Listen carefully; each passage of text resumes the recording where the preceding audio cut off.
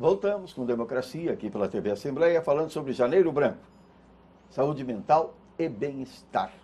O Dr. Ricardo Nogueira foi interrompido, permanece aqui na conversação com as demais convidadas, mas tem por isso a prioridade na retomada aqui. Então a gente estava falando em relação à Brigada Militar. A Brigada Militar tem um trabalho excelente que nunca foi divulgado, que é o do Homem-Aranha, né? Então o pessoal da Brigada, além de negociar nessas questões de cárcere privado também, nas tentativas de suicídio, eles negociam com os pacientes que estão lá querendo se atirar e tal. E aí, enquanto tem um negociador, o pessoal é treinado para isso, muito competente, brilhantemente. E aí vem um deles lá, acho que até através dos bombeiros, por cordas e pega os caras. Né? É um trabalho fantástico. E agora no Guaíba, né? O helicóptero com a cestinha. O pessoal se embebeda e se atira dentro do Guaíba e tal. Então o trabalho da Brigada é um trabalho fantástico, maravilhoso. E, no entanto, paradoxalmente, os brigadianos se matam o dobro da média do Estado, que já é alta, é a maior do Brasil. Né? Então é 11 para cada 100 mil. No Brasil, em média, é 5, que é o dobro. E a Brigada é o dobro dessa média. É uma coisa absurda. Então, a gente chama atenção, já tive lá no Hospital da Brigada, já fizemos palestras lá na Academia Militar, mas eu creio que nós temos que ter um programa efetivo. Né? Tem um setor de psiquiatria lá, né, a Major Denise e tal, mas tem que fazer uma coisa mais ousada. Então, eu convoco aqui o Coronel Mariqueda para mais esse desafio e cumprimentar a Brigada pelo trabalho que vem fazendo. Mas, além da Brigada, como disse a Elizabeth, tem que chamar mais gente. E a educação é a nossa outra tendão de Aquiles, né? Então a gente está constatando o número e o aumento de depressão em crianças, né, e adolescentes. E também a automutilação, mas aumentou assim uma barbaridade. Mas aumentou muito, uma coisa que assusta. Mas uma conexão de causa aí fundamental de lembrar, né? O bullying deve ter grande influência nesta depressão das crianças. São vários fatores. O abuso, nós temos registrado 10% das crianças, dos adolescentes do Rio Grande do Sul, vítimas de abuso. Diga-se de passagem que 10% deve ser subnotificado. Né? São os notificados, né? Os notificados. Então a gente trabalha aqui com o pessoal do Pão dos Pobres e tal, então tem 200 menores ali, vulneráveis, né? Então a gente vê assim, uma incidência muito alta disso, de automutilação, vítima de abuso.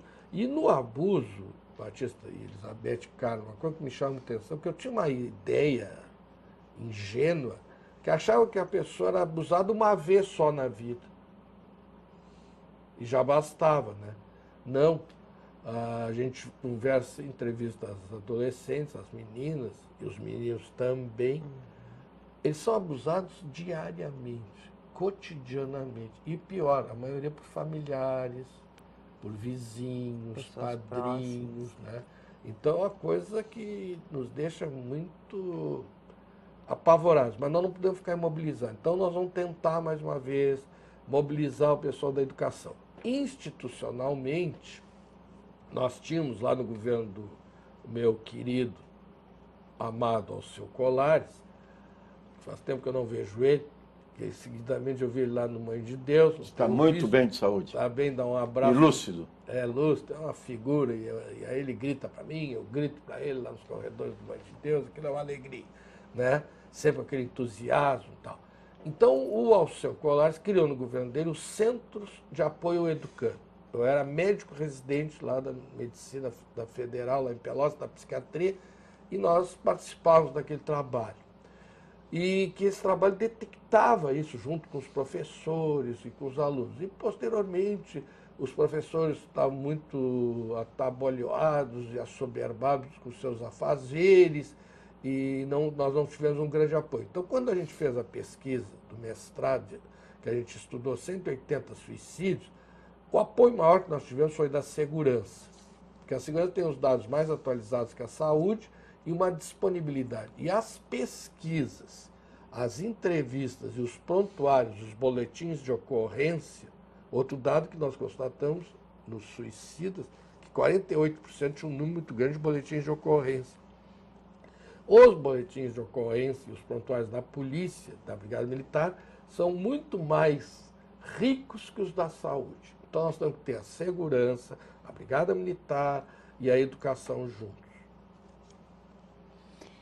Nessa perspectiva assim, de como, o que seria o ideal, assim, o que se entende, né, dentro de uma visão do serviço social, que seria o ideal para a gente poder dar respostas mais concretas, efetivas, né, agregadoras nisso. Bom, eu entendo que primeiro, assim, temos que ter um alinhamento técnico dentro. Eu trago a experiência nossa lá do Hospital Universitário, onde tem uma equipe multidisciplinar que trabalha com esse paciente, que trata desse paciente, né? Bom, aí saímos de dentro do hospital, né? Tem que ter uma rede a qual ela vai poder dar continuidade do cuidado desse paciente, mas não só dele, desta família também. Por quê? Porque a família se depara com uma situação a qual ela não sabe como lidar, né? E como é importante que a família também seja acompanhada, seja tratada e que ela entenda, aí desmistificando o tabu, que é o adoecimento mental, emocional, existem muitos tabus, né? A Carla trabalha muito também essas questões da psicologia, de como isso ela é tão relevante quanto um problema cardiológico, um problema da pessoa que tem diabetes e que tem que ser tratado. Então, o difícil para a sociedade, eu acho que a sociedade, né, doutor Ricardo, ela tem muito tabu em cima do que é o adoecimento mental e emocional das pessoas, né? E se ter essa clareza. E quem é que vai dar respostas no momento em que o tratamento foi concretizado? Quem é que vai dar continuidade desse cuidado? Tem que ser uma rede bem organizada, bem estruturada, né, que é constituída dos CAPs, que ela é constituída das unidades básicas de saúde, que ela é constituída de todo que possamos dar. E não só isso, eu estou falando da rede de saúde, a rede que vem da política da assistência social, que ela é uma rede que é constituída dos CRAS, que trabalha os programas, a inclusão de programas dessas famílias, né? Na assistência, os CRIAs, que são responsáveis para trabalhar as questões do restabelecimento dos vínculos familiares, entre outras coisas, né? Então, nós temos todas as escolas, por exemplo, quando eu falo na área da saúde, o doutor Ricardo pontuou, assim, as escolas, de como nós temos uma alta incidência de crianças e adolescentes em que eles se automutilam e que eles... Bom, como é importante a escola poder identificar isso.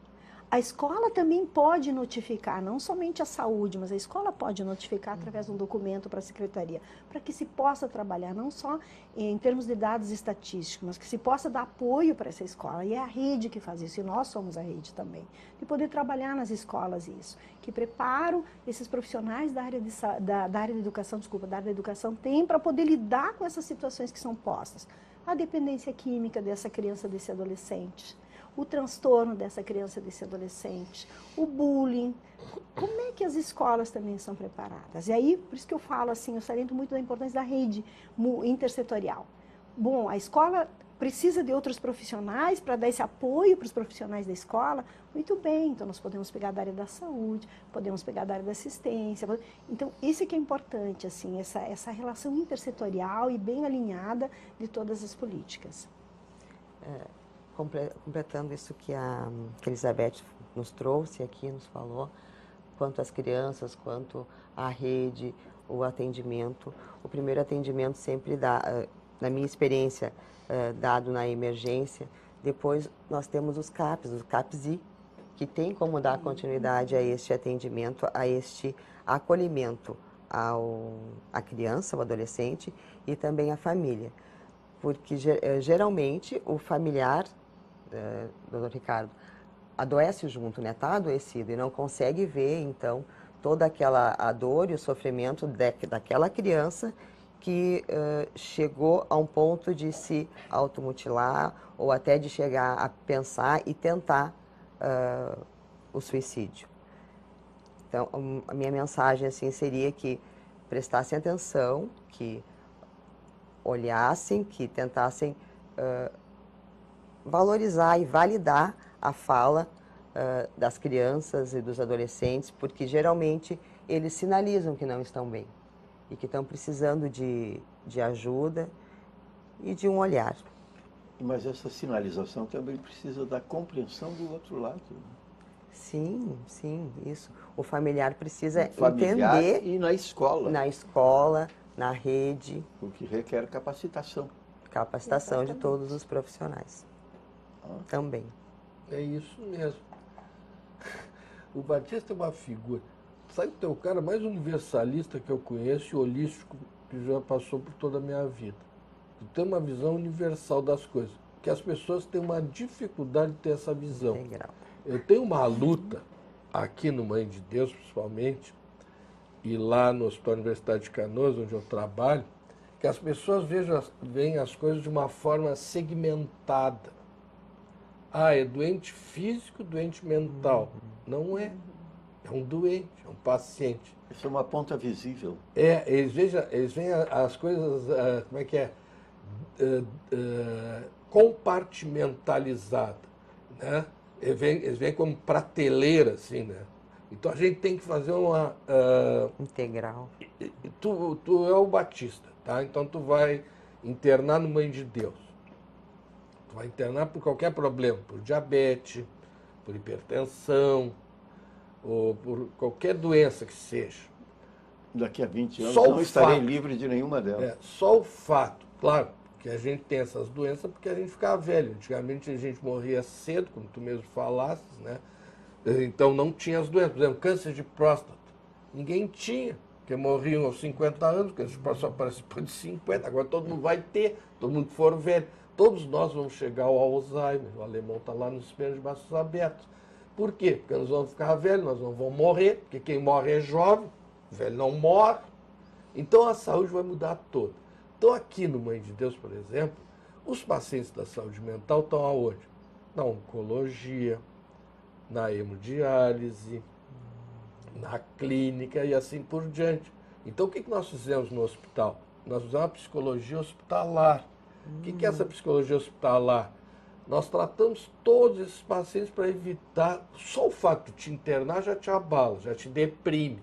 Então, às vezes o pessoal, mas a psiquiatria o que faz? A psiquiatria ela é meia clandestina, porque ela anda em todos os andares ali, né? É nós e a morte. Então, nós combatendo a morte para as pessoas não terem medo dela.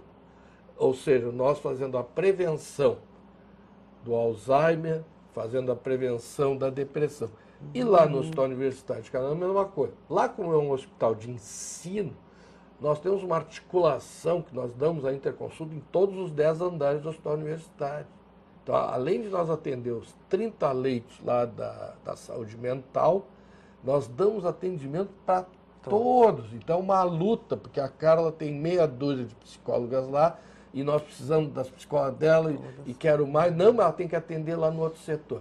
Então, a gente vê assim, muitas vezes nós somos chamados toda hora, por exemplo, na obstetrícia. Por quê?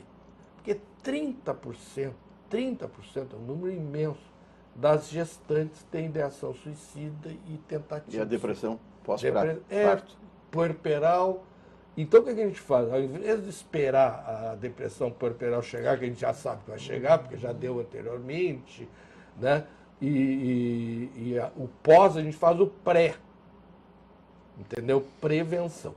Na clínica, por exemplo, na gastro, aqueles pacientes chegam lá tudo sangrando, com varizes de esôfago. Aí o pessoal trata, né? Aí o que ocorre? 30 dias depois eles voltam. Por quê? Porque a causa é o alcoolismo. Exatamente. O diabetes e a hipertensão, falar de duas doenças bem comuns. Qual é a maior causa de diabetes e hipertensão, pressão alta? É o alcoolismo. Então o que nós temos que...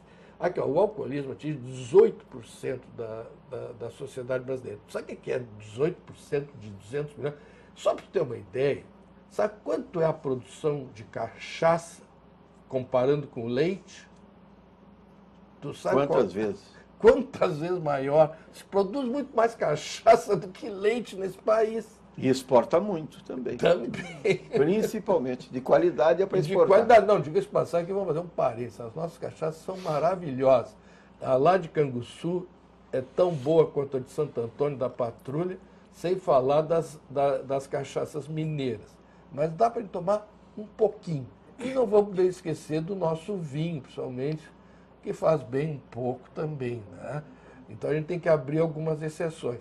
Então é isso, né? Então a gente tem esse trabalho e quer que as pessoas entendam que não pode se trabalhar segmentado, nós temos que trabalhar todo mundo junto e misturado, e que a psiquiatria tem um grande papel, né? O pessoal fala muito, neuropsiquiatria, né?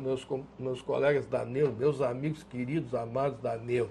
O problema é que os neurologistas acham que tudo é neurológico. E nós, psiquiatras, nós não achamos. Nós comprovamos que 90% é psicológico. Também, assim, importante, como o doutor Ricardo trouxe, assim, né? No hospital universitário nós temos, assim, os diferentes segmentos, né? Tem a materno, infantil, nós temos traumatologia, mas em todas, normalmente a entrada dessa paciente, por exemplo, o alto índice também que nós temos é de adolescentes gestantes, mães adolescentes. E aí, além da questão do transtorno, da depressão pós-parto, nós temos uma alta incidência de mães adolescentes e adultas dependentes químicas.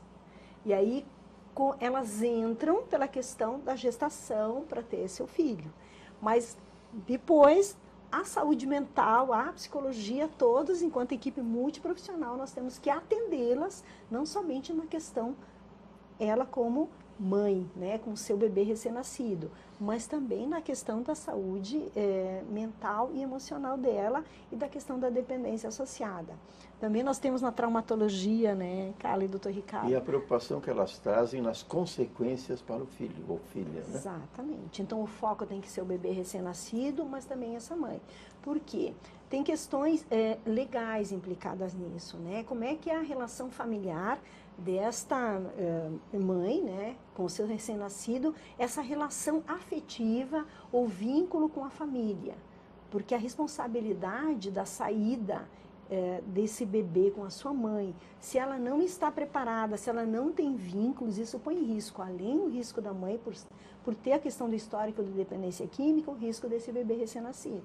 Então a gente tem que fazer todo um link com uma rede de proteção, rede de acompanhamento, rede de continuidade do cuidado desta mãe e deste bebê recém-nascido, né? E também esse vínculo familiar, como é que ele está estabelecido? Por quê? Porque alguém vai ter que ajudar essa mãe com esse recém-nascido, porque ela pode depois desencadear uma depressão pós-parto. E tem um processo de rejeição também aliado a isso. Tudo isso está aliado. Então, o que se pensa? Nós somos responsáveis, quando eu falo nós assim, no contexto hospitalar, de uma alta segura do paciente, mas o paciente é a mãe que é paciente e o bebê recém-nascido. E que relações, que família, que apoio essa família pode dar para essa mãe? Tudo isso é trabalhado dentro do hospital e normalmente num curto espaço de tempo. Então, a gente tem que chamar essa família, linkar com a rede de apoio e proteção, linkar com o BS, linkar... Para quê? Para que esses dois pacientes, essa mãe e esse bebê recém-nascido, possam sair dali com uma alta segura e de apoio, né? Nós estamos chegando ao final e temos os tradicionais 2 minutos para cada um dos convidados para a mensagem de encerramento por hora. Psicóloga Carla Josiane Branco. 2 minutos para a tua síntese sobre a participação neste programa e também um estímulo à participação ao Janeiro Branco. Certo. A importância, então, acho que posso fazer uma síntese aqui do que tudo que foi falado, que precisamos sempre trabalhar junto, sozinhos a gente não vai conseguir dar conta deste cuidado, assim como a Elizabeth, como o doutor Ricardo falou, trouxe aqui nesta conversa nossa, a importância de realmente cuidar do nosso paciente, do sujeito que está na nossa frente, de valorizar, de validar o que ele nos traz em cada atendimento, em cada conversa, em cada atendimento no leito, como é feito lá no hospital e no pronto-socorro também.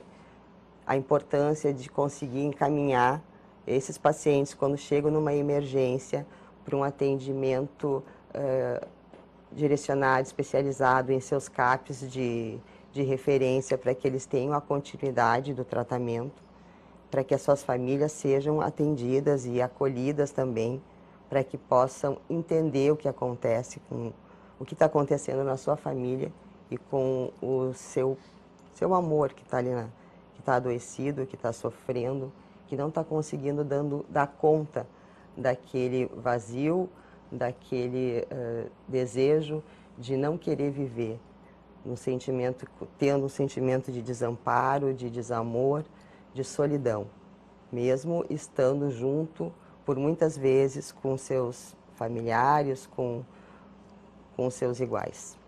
Muito obrigado. Doutora Carla Josiane Branco, psicóloga, coordenadora do Serviço de Psicologia do HU, pela participação no Democracia aqui da TV Assembleia. Esperamos contar com a sua presença em outras oportunidades. Temos certeza, para a satisfação dos nossos telespectadores também. Elizabeth Casonato.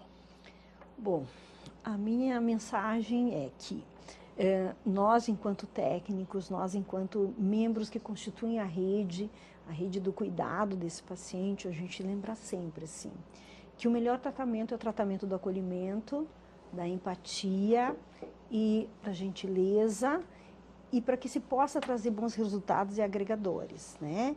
E sempre pensar que não é somente o outro que pode adoecer mentalmente, emocionalmente, né? Que isso pode acontecer com qualquer um de nós, e que cuidado nós temos, como é que nós tratamos disso, como é que nós nos comunicamos em relação a isso, né? Sempre acolhendo o paciente, né, a família desse paciente de forma humanizada, gentil, generosa, para que ele possa dar continuidade àquilo e minimamente, assim, sempre minimizando o sofrimento que ele tem, né, que essa família tem, que esse paciente tem.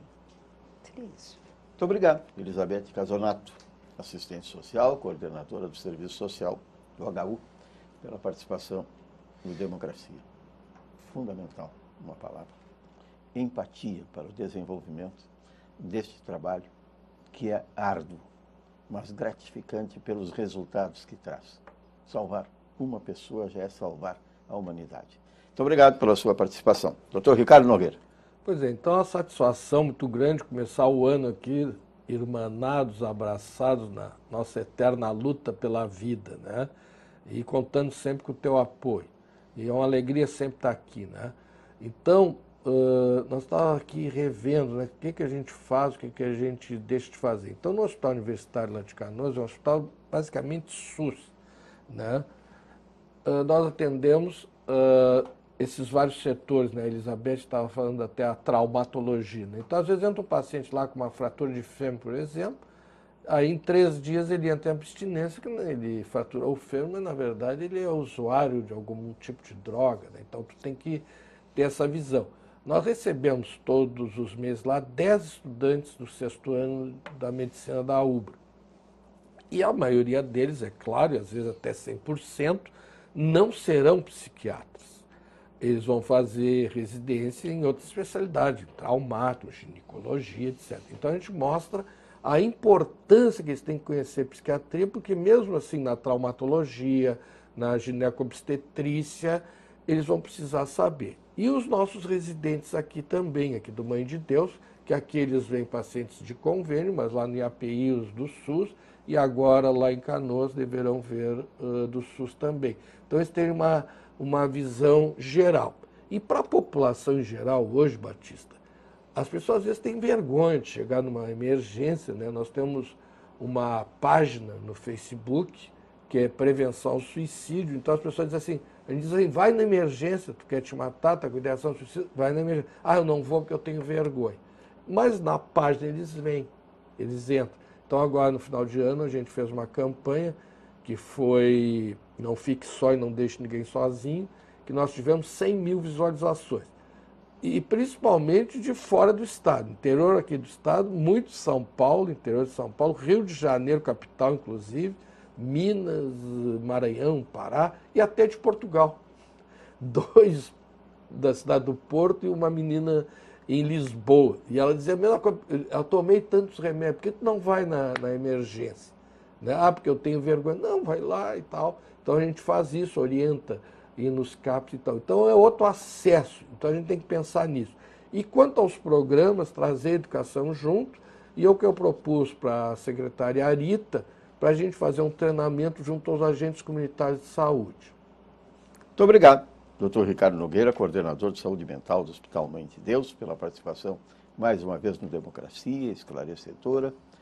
E este espaço agradece aos 3 convidados pela presença hoje, porque esta é uma questão de todos os dias.